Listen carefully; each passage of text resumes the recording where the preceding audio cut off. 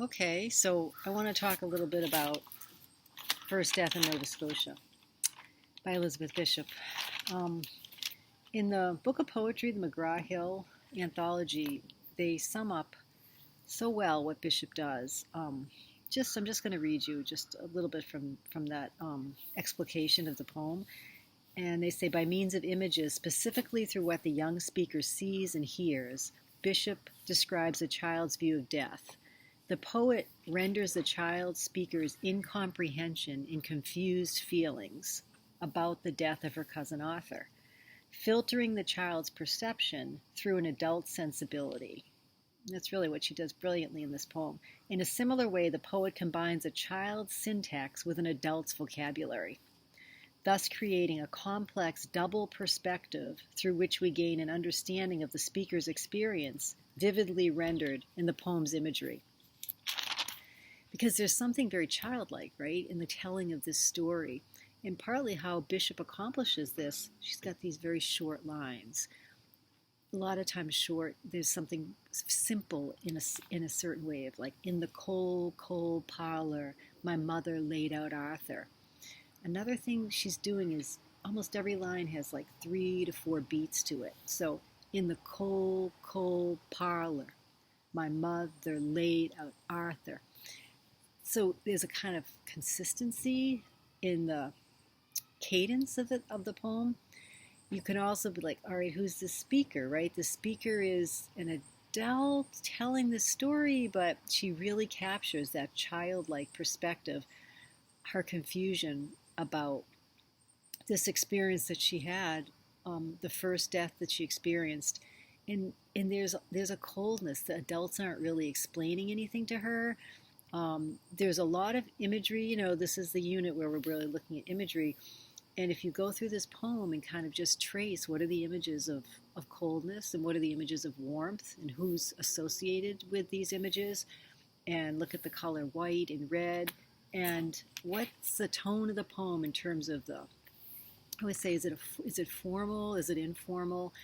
And, there's something, even though it has a childlike quality to it in terms of the perspective of like what she's conveying to us, there's the diction, there's a kind of formality to it. It's very characteristic of Elizabeth Bishop. Like, she has this beautiful story called Gwendolyn about her childhood, and it's told in this very formal diction.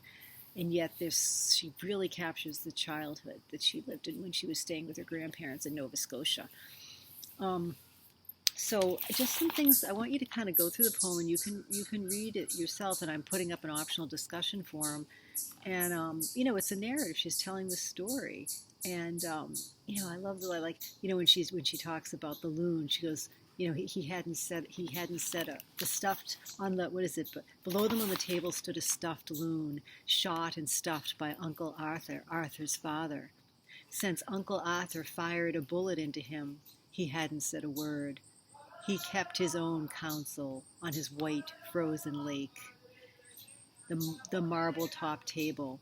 God, somebody in this neighborhood is walking down the sidewalk singing, so that's just something in the background momentarily. Okay.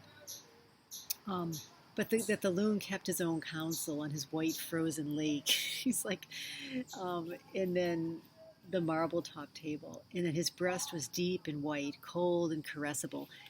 And you notice too, she has a lot of, there's a lot of consonants here in alliteration, cold and caressable, and he kept his own counsel. These hard consonants.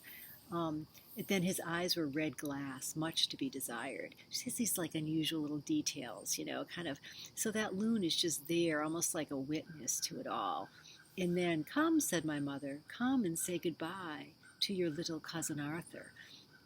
It's not warm, it's just, there's a kind of formality to it. Just come and say goodbye.